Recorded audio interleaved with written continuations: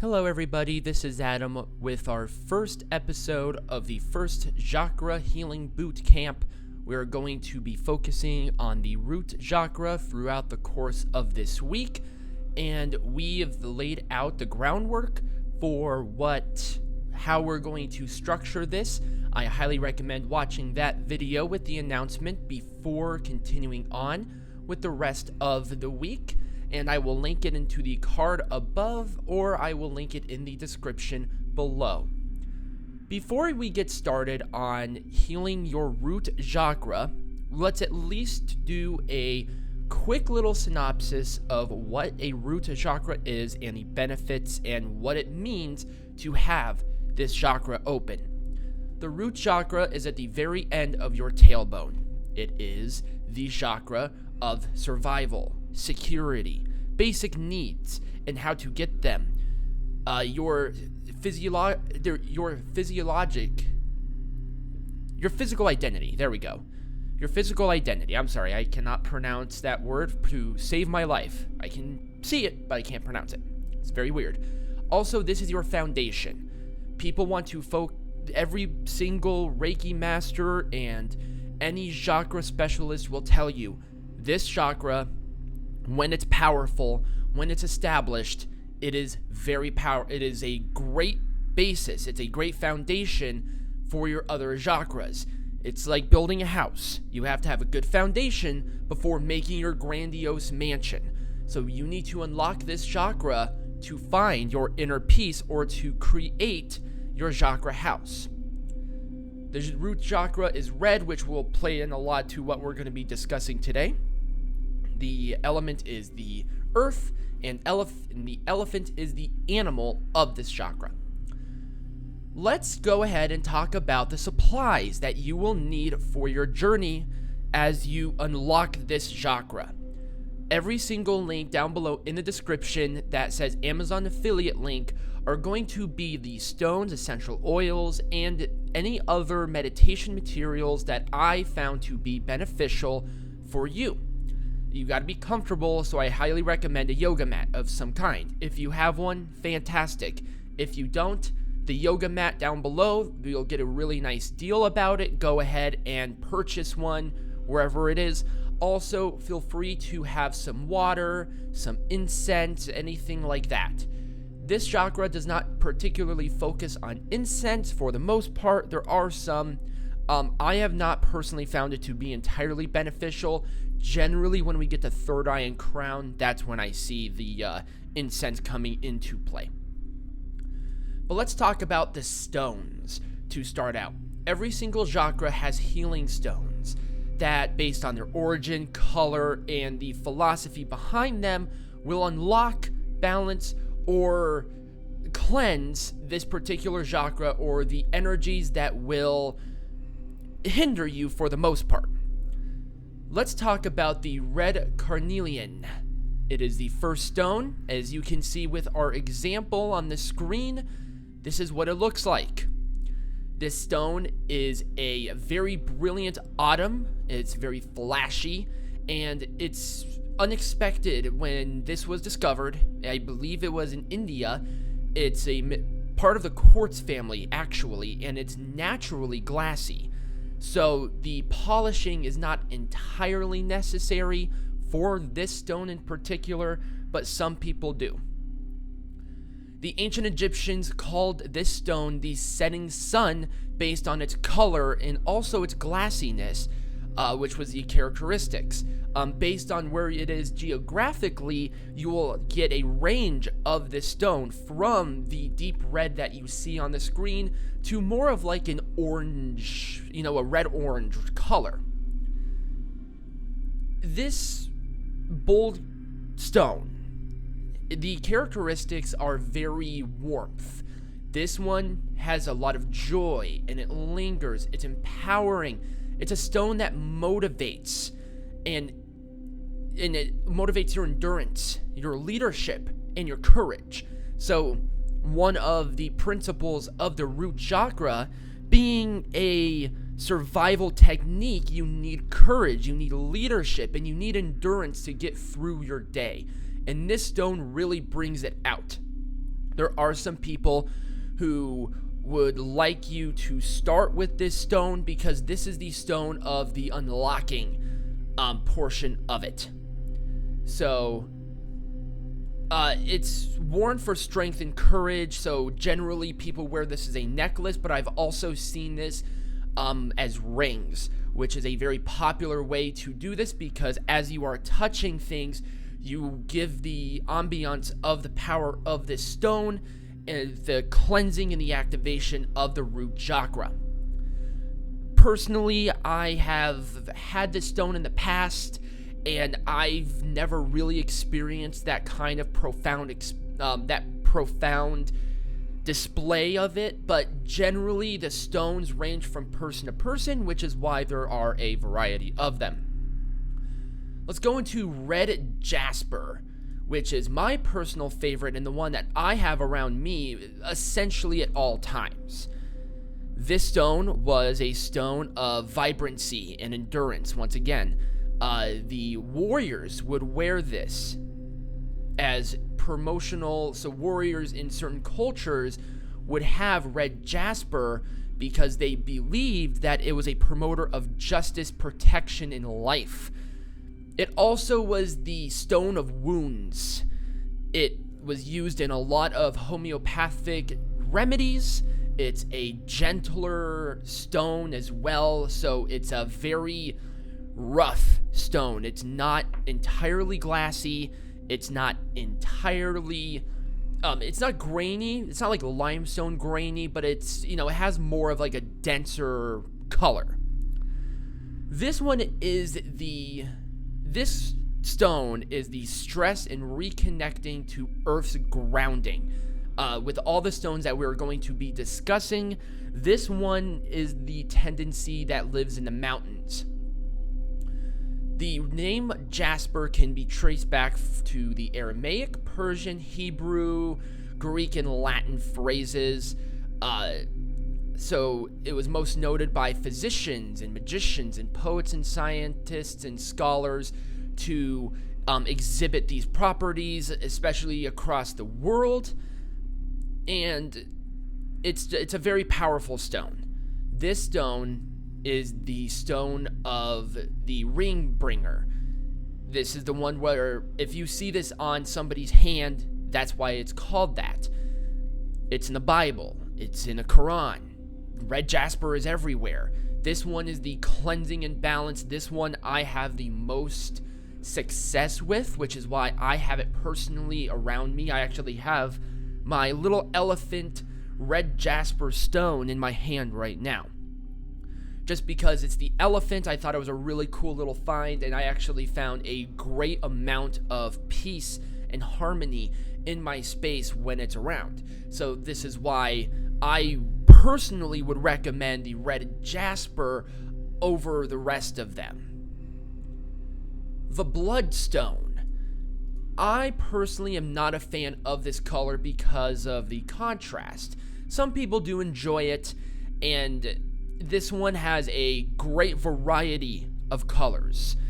So the origins of this was the name itself was actually it was a legend from the book of Jesus Christ. When he was crucified, a piece of dark green earth or jasper had the blood of Jesus on it when he was wounded in the side. And from there, it soaked in there, and the representation of the different colors and stuff is the representation of God. This one is also meaning sun, the Helios. It's the sun one. It's to attract sun churning just because of the crazy color differences that you can see with this. It goes from black and red to orange and green and everything in between. It's a very interesting color. This one is more of a carrier stone. This one is going to adjust your strength and adjusting to new circumstances. So if you feel like you're going into a new experience that you're not sure about, carry a bloodstone with you. This one is also the Mother Goddess Stone, especially for nurturing. Helpful to ease misunderstanding and difficulties with mothers and mothering issues.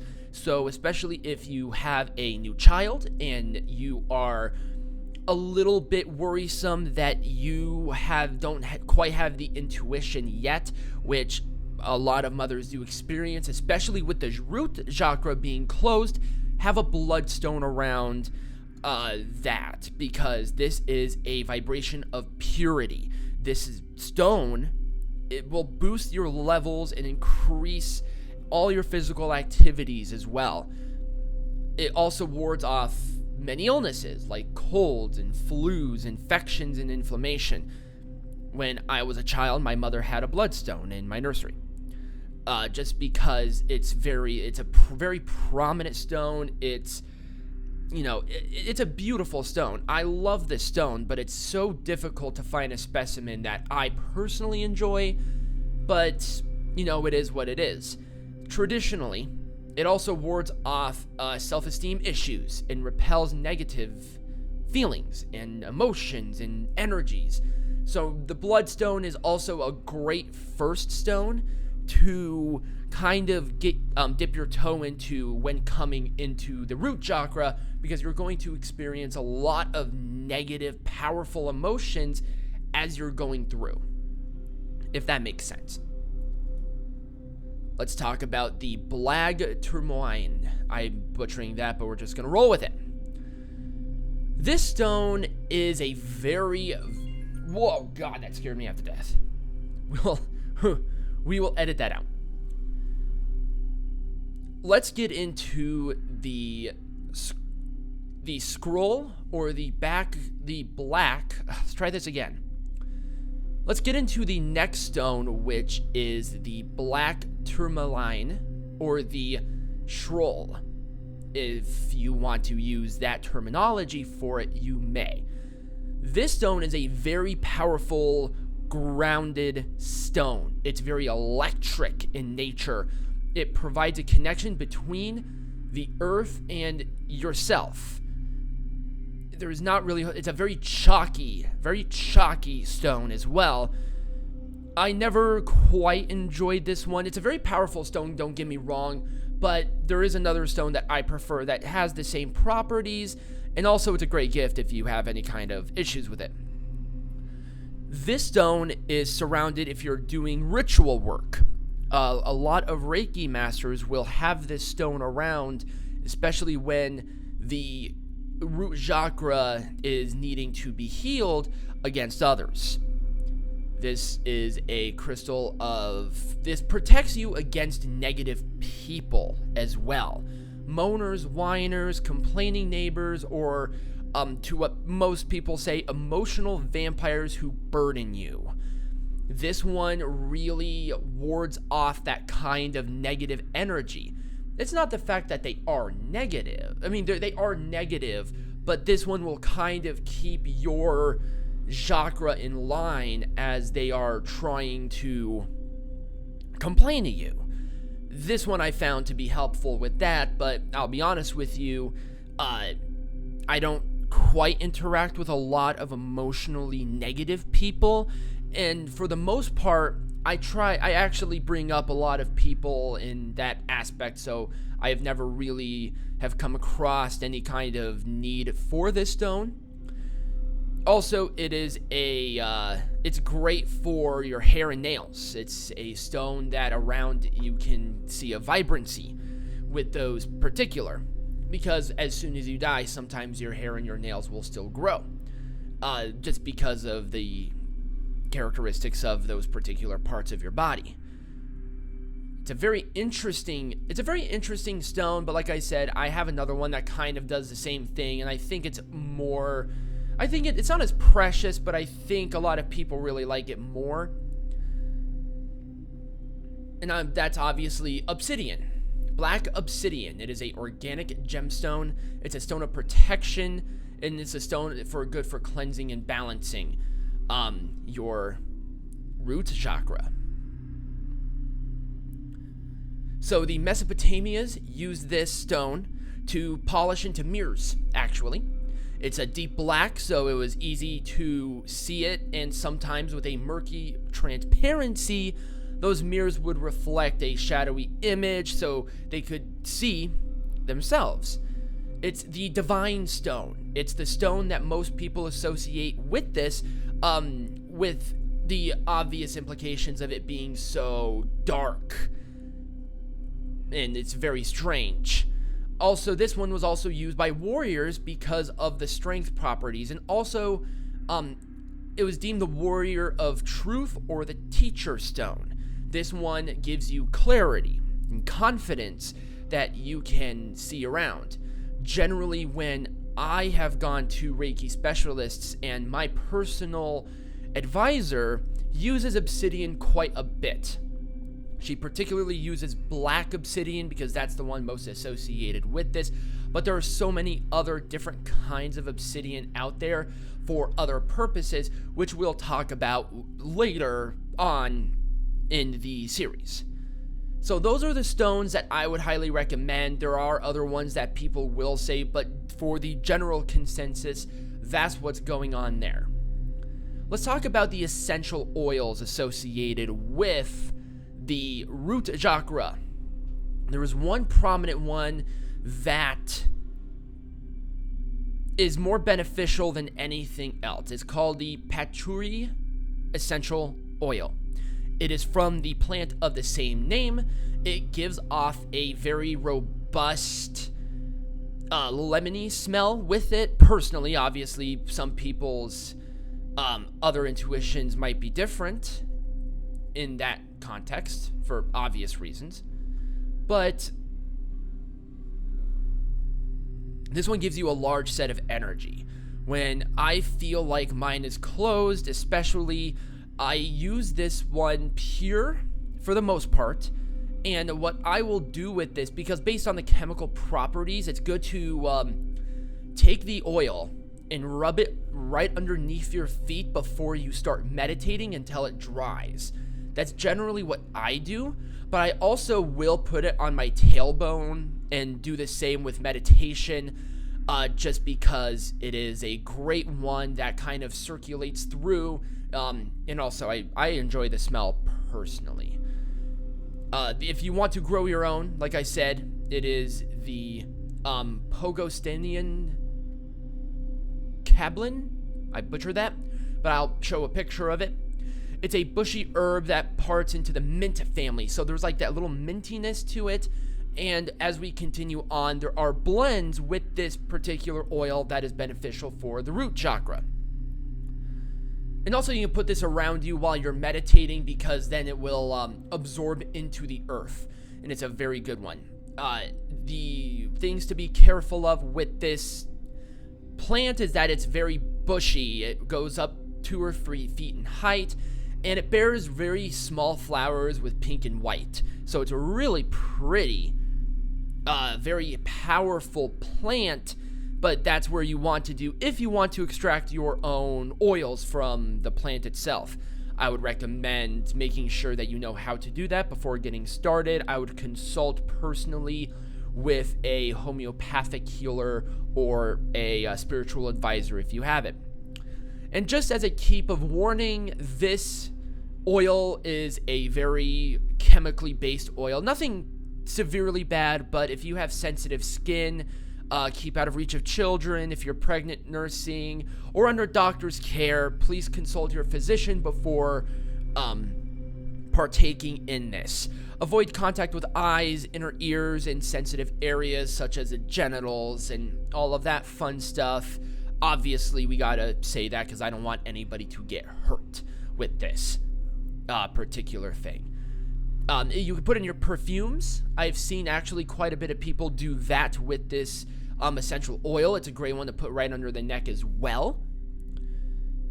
And I mean, I personally like this one, but the other ones that I really like, I like to mix this one generally, but you can mix it with peppermint oil, strictly sandalwood oil, rose essential, bergamot, genuine, lavender. All of them work with the root chakra, but This one particularly is the best one for it.